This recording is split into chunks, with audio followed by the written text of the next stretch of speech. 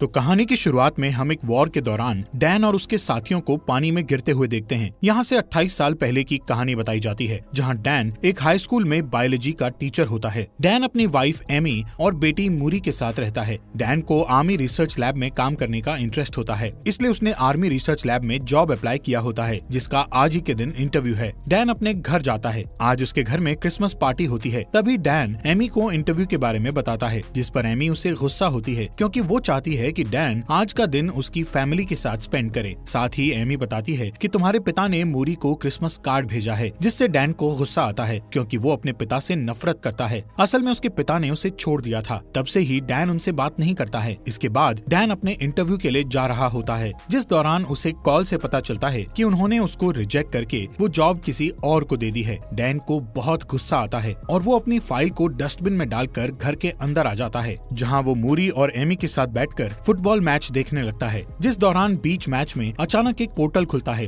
और देखते ही देखते उसके अंदर से बहुत सारे सोल्जर्स बाहर आते हैं। इन सोल्जर्स की लीडर लेफ्टिनेंट हार्ट भी वहां आती है, जो सभी लोगों को बताती है कि वो लोग फ्यूचर से आए हैं, जहां 2051 में व्हाइट स्पाइक्स नाम के एलियन और इंसानों के बीच जंग छिड़ गई है और वो इस जंग में हार रहे हैं। अगर ऐसा ही चलता रहा तो अगले 11 महीने में पूरी धरती से इंसानों का खात्मा हो जाएगा। हार्ट सभी को हेल्प करने का कहती है ताकि वो इस जंग में जीत सकें। इस इंसिडेंट के बाद सभी देश उनकी हेल्प के लिए आम लोगों को सेना में भर्ती करके उन्हें फ्यूचर में भेजते हैं, पर फिर भी फ्यूचर वाली दुनिया में इंसानों की आबादी 5 लाख से कम बचती है। साथ ही फ्यूचर में भेजे 50% लोगों के जान गंवाने से अब लोग फ्यूचर में जाने के लिए सवाल उठाने लगते हैं, जिसके चलते सभी फ्यूचर में जाने के लिए विरोध करने लगते हैं। असल में सभी को सिर्फ 7 दिन के लिए भेजा जाता है। अगर वो 7 दिनों तक वहाँ जिंदा रहे तो वापस पास्ट में आ जाते हैं। इधर मूरी भी इस बात से परेशान होकर रोने लगती है और अपनी माँ को कहती है कि वो कभी भी फ्यूचर में ना जाए। तभी डैन वहाँ आता है और मूरी से बात करके उसे शांत करता है। अगले दिन जब डैन क्लास में होता है तब उसके फोन में एक अलर्ट मैसेज आता है। असल में डैन को जल्द से जल्द आर्मी रिसर्च सेंटर में आने का कहा जाता है। डैन जल्दी से वहाँ जाता है क्योंकि उसे लग रहा था कि उसे अब जॉब मिल जाएगी, लेकिन यहाँ आने पर सोल्जर उसके हाथ को एक मशीन में डालते हैं। तब डैन को पता चलता है कि वो लोग उसे फ्यूचर में लड़ने के लिए भेजने वाले हैं। वो डैन को ये भी बताते हैं कि उसकी 7 साल में डेथ हो जाएगी। डैन उनसे कुछ पूछ पाता तभी उसके हाथ में एक डिवाइस लगा दिया जाता है ताकि वो लोग डैन को ट्रैक कर सकें, और उसे बताया जाता है कि अगर उसने इस डिवाइस के साथ छेड़छाड़ की तो उसे जेल भी हो सकती है। अब डैन को 24 घंटे के अंदर अपने पर्सनल काम निपटाने को कहा जाता है, क्योंकि उसके बाद उसे जंग के लिए ट्रेन किया जाएगा। ये सब डैन की मर्जी के बिना हुआ था, पर अब वो कुछ नहीं कर सकता था। तभी हम एमी को देखते हैं, जो कि एक थेरेपिस्ट है और फ्यूचर से वापस आए लोगों की काउंसलिंग करती है। इसके बाद वहाँ डैन आता है और एमी को बताता है कि उसे 2051 में भेज रहे हैं। एमी जानती थी कि वहाँ से वापस आना मुश्किल है, इसलिए वो डैन को वहाँ जाने से मना करती है, जिस पर डैन बताता है कि उन्होंने मेरे हाथ पर ट्रैकर लगा दिया है, इसलिए अब चाहकर भी वो कुछ नहीं कर सकता। जिस पर एमी डैन को उसके पिता की हेल्प लेने को कहती है, क्योंकि सिर्फ उसके पिता ही उस डिवाइस को बाहर निकाल सकते हैं। इसके बाद वो अपने पिता के पास जाता है, जहाँ उसके पिता डिवाइस को निकालने के लिए तैयार हो जाते हैं, पर पुरानी बातों को याद करते हुए दोनों के बीच बहस होने लगती है। इसलिए डैन गुस्से में उस डिवाइस को निकलवाए बिना ही वहाँ से चला जाता है और एमी को बताता है कि उसे जंग लड़ने जाना ही पड़ेगा। ये जानकर एमी बहुत रोती है, पर डैन उससे प्रॉमिस करता है कि वो 7 दिन में वापस आ जाएगा। जिसके बाद वो मूरी को अलविदा कहता है और वहाँ से रिसर्च सेंटर चला जाता है। यहाँ डैन के साथ कई लोग फ्यूचर में जाने वाले थे। यहाँ सभी को आर्मी ड्रेस दी जाती है और सबको अलग अलग टीम में बांट दिया जाता है, जिसमें डैन की टीम का नाम आर फोर्स होता है, जो कि एक रिसर्च टीम है। यहाँ एक लड़की सवाल करती है कि वो टाइम मशीन से पीछे जाकर वॉर शुरू होने से पहले ही दुश्मनों को क्यों नहीं मार सकते, जिस पर वहाँ बैठा एक ऑफिसर उसे बताता है कि उनकी टाइम मशीन सिर्फ 30 साल का टाइम ट्रेवल कर सकती है, जिसमें वो सिर्फ 2051 में जाकर वहाँ से वापस 2022 में आ सकते हैं। इसके अलावा उन्हें ये भी बताया जाता है कि उनके जो दुश्मन हैं वो कोई इंसान नहीं है, बल्कि एलियंस हैं। रात होने पर डैन अपने दोस्त चार्ली से बात करता है, जिस दौरान इमरजेंसी अलार्म बजने लगता है। तभी लेफ्टिनेंट हार्ट सबको अभी के अभी फ्यूचर में जाने को कहती है। अब क्योंकि सबको ट्रेनिंग खत्म करने के बाद वहाँ ले जाना चाहिए था, पर लेफ्टिनेंट हार्ट का कहना था कि एलियंस ने उनकी रिसर्च लैब पर अटैक किया है। अगर वो लैब तबाह हो गई तो वो वॉर में हार जाएंगे। इसके बाद सभी को एक जगह पर बुलाया जाता है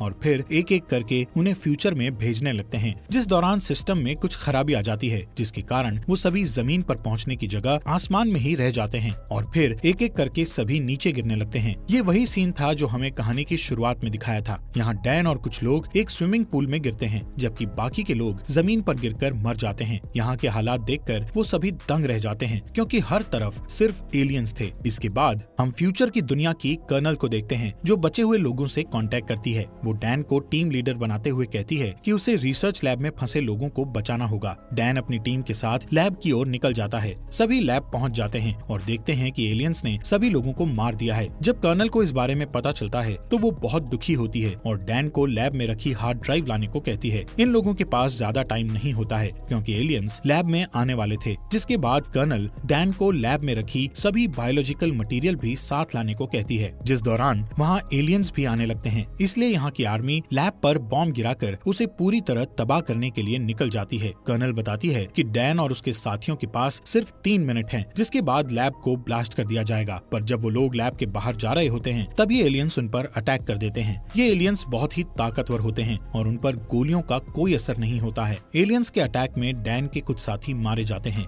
अब जैसे ही बचे हुए लोग लैब से बाहर आते हैं, तब वहाँ बहुत सारे एलियंस आने लगते हैं और उन लोगों का पीछा करने लगते हैं। इसी बीच वहाँ आर्मी आ जाती है, पर एलियंस उन्हें जान से मार डालते हैं। कोई रास्ता ना दिखने पर डैन और बाकी के लोग एलियंस पर शूट करने लगते हैं। थोड़ी ही देर बाद वहाँ बॉम्ब गिराया जाता है, जिससे बहुत ही बड़ा ब्लास्ट हो जाता है, जिससे सभी एलियंस मारे जाते हैं। साथ ही इस ब्लास्ट के कारण डैन के कई साथी भी मारे जाते हैं और कई घायल हो जाते हैं। अब जैसे ही डैन की आंख खुलती है तो वो एक कैंप में होता है। यहाँ पता चलता है कि ब्लास्ट में डैन के अलावा उसका दोस्त चार्ली ही बचा था। जब वो दोनों कैंप के बाहर आते हैं तो उन्हें अपनी टीम का एक आदमी और दिखता है, जिसका नाम डोरियन है। डोरियन फ्यूचर में तीसरी बार आया था, इसलिए डैन उससे पूछता है कि क्या तुम मरने से नहीं डरते हो, जिस पर डोरियन बताता है कि उसे कैंसर है और वो सिर्फ 6 महीने ही जीने वाला है, इसलिए उसे अपने तरीके से बची हुई लाइफ जीनी है और घर पर रहने से अच्छा वो लड़कर मरना चाहता है। इसी दौरान वहाँ 2 सोल्जर आते हैं जो डैन को अपने साथ आने को कहते हैं, जबकि डोरियन और चार्ली को वापस लैब वाली जगह पर जाने को कहा जाता है। डैन डोरियन से चार्ली का ध्यान रखने को कहता है, क्योंकि चार्ली बहुत डरा हुआ था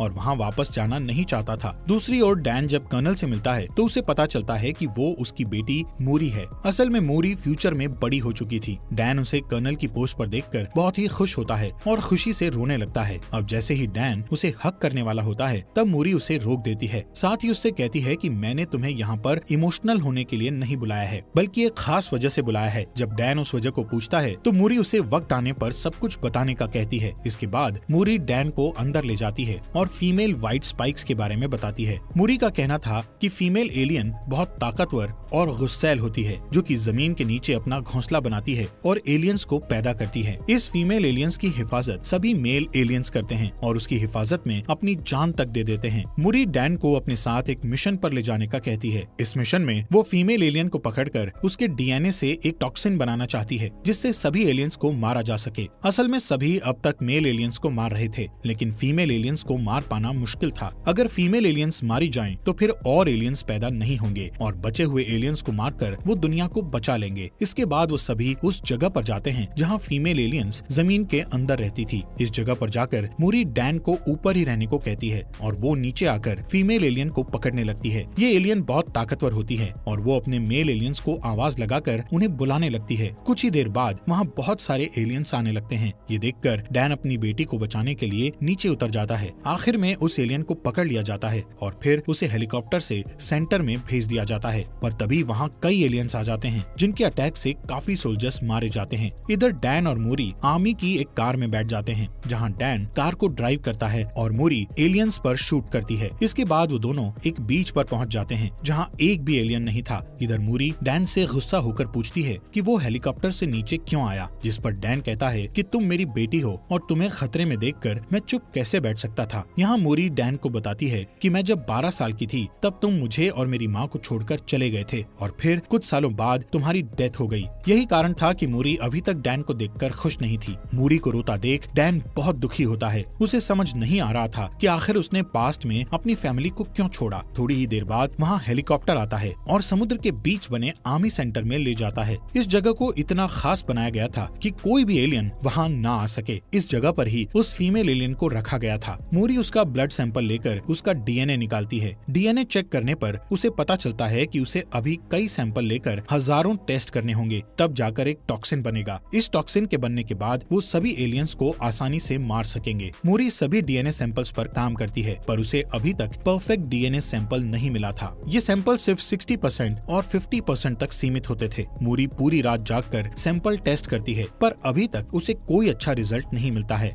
इसके बाद वहाँ डैन आता है और मूरी को रेस्ट करने का कहता है। आज ही के दिन डैन को यहाँ 7 दिन हो चुके थे, इसलिए अब उसे वापस 2022 में जाना था। डैन मूरी से पूछता है कि आखिर उसने उसे यहाँ क्यों बुलाया था, जिस पर मूरी कहती है कि अगर ये टॉक्सिन बन गया तो इसे अपनी दुनिया में वापस लेकर जाना तुम्हारा काम है, क्योंकि यहाँ और टॉक्सिन बनाने में काफी वक्त लग जाएगा। पर जब तुम इसे लेकर अपनी दुनिया में जाओगे तो इसे बनाने के लिए काफी वक्त होगा। जब ये टॉक्सिन बन जाएगा तो वो अपनी दुनिया में वॉर को शुरू होने से रोक सकते हैं। इसी दौरान उन्हें एक डीएनए सैंपल टॉक्सिन 100% होते हुए दिखता है। तभी वो फीमेल एलियन जाग जाती है और जोर जोर से चिल्लाने लगती है, जिसकी आवाज सुनकर सभी मेल एलियंस वहाँ आने लगते हैं। इनकी तादाद इतनी थी कि सबको मारना मुश्किल था। एलियन बुरी तरह सोल्जर्स को मारने लगते हैं। वहीं डैन और मूरी एक साथ होते हैं, जिस दौरान मेल एलियंस उस फीमेल एलियन को आजाद कर देते हैं। अब डैन को जल्द से जल्द उस जगह पर पहुंचना है जहां से वो वापस 2022 में जाएगा, लेकिन इस जगह पर काफी एलियंस आ चुके थे। दोनों उन्हें मारते हुए आगे बढ़ते हैं कि तभी फीमेल एलियन मूरी पर अटैक करके उसे घायल कर देती है। इसके बाद डैन मूरी को लेकर आगे बढ़ता है। तब टाइम ट्रेवल मशीन ऑन हो जाती है। यहाँ मूरी डैन से माफी मांगती है और कहती है कि मैं भी तुमसे बहुत प्यार करती हूँ। डैन अपनी बेटी को भी पास्ट में ले जाना चाहता था, इसलिए वो उसके पास ही बैठ जाता है। पर तभी वहाँ फीमेल एलियन आ जाती है और मूरी को पकड़ लेती है। डैन उसे बचा पाता इससे पहले ही टाइम मशीन द्वारा उसे 2022 में भेज दिया जाता है। यहाँ डैन के साथ साथ चार्ली, डोरियन और बाकी के कुछ लोग भी आए हुए थे। डैन लेफ्टिनेंट हार्ट को वो टॉक्सिन देता है और बड़ी मात्रा में बनाकर फ्यूचर में भेजने का कहता है, जिस पर लेफ्टिनेंट हार्ट बताती है कि अब जंप लिंक बंद हो गया है, यानी कि अब वो टाइम मशीन का यूज नहीं कर सकते हैं, इसलिए वो ये वॉर हार गए हैं। जिसके बाद डैन अपनी वाइफ से मिलता है। डैन फ्यूचर में मूरी की डेथ को लेकर बहुत दुखी था। जब वो घर आकर मूरी को देखता है तो उसे गले लगा लेता है और रात भर उसके रूम में ही बैठा रहता है। जिसके बाद एमी उसके पास आती है। तब डैन उसे फ्यूचर की मूरी के बारे में बताता है। अब डैन फ्यूचर में होने वाले वॉर को रोकने के लिए कुछ करने का सोचता है, इसलिए वो सबसे पहले डोरियन के पास जाता है और उससे एलियन का नेल मांगता है, जो कि डोरियन ने फ्यूचर में जाकर अपने पास रख लिया था। इसके बाद वो दोनों उस नेल को लेकर चार्ली के पास जाते हैं। चार्ली उस नेल पर रिसर्च करता है तो उन्हें पता चलता है कि उनके नेल्स पर ज्वालामुखी की राख लगी हुई है। चार्ली बताता है कि ये राख चाइना में फटे ज्वालामुखी की राख है। तब डैन कहता है कि लेफ्टिनेंट हार्ट ने बताया था एलियन का पहला हमला रशिया में हुआ था, फिर उनके नेल्स में चाइना की ज्वालामुखी की राख क्यों है। तभी डैन को उनका एक स्टूडेंट याद आता है जो कि ज्वालामुखी टॉपिक के बारे में बहुत कुछ जानता था, इसलिए वो तीनों उसके पास जाते हैं, जहाँ स्टूडेंट बताता है कि आज से 1000 साल पहले चाइना में ज्वालामुखी फटा था, जिसकी लहरें रशिया तक भी पहुँच गई थी और फिर वो राख में बदलकर वहीं पर जम गई थी। फिर कुछ समय बीतने के बाद वो जगह बर्फ से ढक गई। ये सब जानने के बाद वो समझ जाते हैं कि जरूर कोई एलियन शिप वहाँ आई होगी और फिर बर्फ ढकने के कारण वो वहीं दब गए होंगे, जो कि 2051 में बर्फ पिघलने के बाद धरती के ऊपर आ गए। इसके बाद डैन और चार्ली डिफेंस ऑफ सिक्योरिटी के पास जाकर उन्हें सारी थियोरी बताते हैं और रशिया जाकर सभी एलियंस को वॉर के पहले ही मारने को कहते हैं, लेकिन वो उन दोनों की थियोरी पर यकीन नहीं करता है, इसलिए उनका साथ देने से मना कर देता है। इसलिए वो तीनों खुद ही वहाँ जाकर उन एलियंस को मारने का सोचते हैं। अब डैन अपने पिता से हेल्प मांगने के लिए जाता है क्योंकि उनके पास प्लेन था। डैन अपने पिता को सारी बात बताता है और कहता है कि उसे एलियंस को मारने के लिए रशिया के ग्लेशियर आइलैंड पर जाना होगा, जिसके लिए उसे उनके प्लेन और एक पायलट की जरूरत है। डैन के पिता उसकी बात मान जाते हैं और साथ चलने के लिए रेडी हो जाते हैं। इसके अलावा डैन लेफ्टिनेंट हार्ट की मदद से बहुत सारा टॉक्सिन बनवा चुका था, जिसे लेकर वो रशिया चले जाते हैं। यहाँ डैन अपने साथ एक टीम लेकर गया हुआ था। वो सभी ग्लेशियर आइलैंड के ऊपर पहुँच जाते हैं और एक ब्लास्ट करके जमीन के नीचे जाते हैं, जहाँ उन्हें एक एलियन शिप दिखाई देती है जो कि काफी टाइम पहले क्रैश हो गई थी। वो अंदर जाकर देखते हैं तो उन्हें एलियंस की डेड बॉडीज दिखती हैं। यहाँ उन्हें पता चलता है कि कुछ एलियंस अपने आप को जिंदा रखने के लिए सो रहे हैं, जिसके बाद वो अभी टॉक्सिन से उन एलियंस को मारने लगते हैं, जिस दौरान फीमेल एलियन जाग जाती है और उन सब पर हमला कर देती है। तब डोरियन सबको शिप से बाहर जाने का कहकर शिप को ब्लास्ट करके सब कुछ खत्म करने का कहता है। इसके बाद वो सभी एलियंस एक एक करके बाहर आने लगते हैं, जिन्हें डैन के पिता शूट करके मारते हैं, लेकिन ज्यादा एलियन होने के कारण डोरियन को शिप ब्लास्ट करनी पड़ती है, जिससे डोरियन की भी डेथ हो जाती है। यहाँ सिर्फ चार्ली, डैन और उसके पिता ही बचे थे। डैन के पिता बताते हैं कि एक एलियन यहाँ से भाग गया है। अब दोनों दोनों उसे ढूंढते हैं और चालाकी से उस पर शूट करते हैं। ये वही फीमेल एलियन होती है जो कि बहुत ताकतवर है और उसे आसानी से मार पाना बहुत मुश्किल है। तभी वो वहाँ से भागकर छुप जाती है और डैन पर अटैक करती है। ये देख डैन के पिता उस पर अटैक करके डैन को बचाते हैं, पर थोड़ी देर बाद वो डैन के पिता पर अटैक करती है। तब डैन जल्दी से उठकर उस एलियन को जान से मार देता है। इसके बाद डैन अपने घर आ जाता है और उसके साथ उसके पिता भी होते हैं। अब डैन डिसाइड करता है कि वो ऐसी कोई गलती नहीं करेगा जिससे उसका परिवार बिखर जाए, और इसी के साथ ये मूवी यहीं पर खत्म हो जाती है।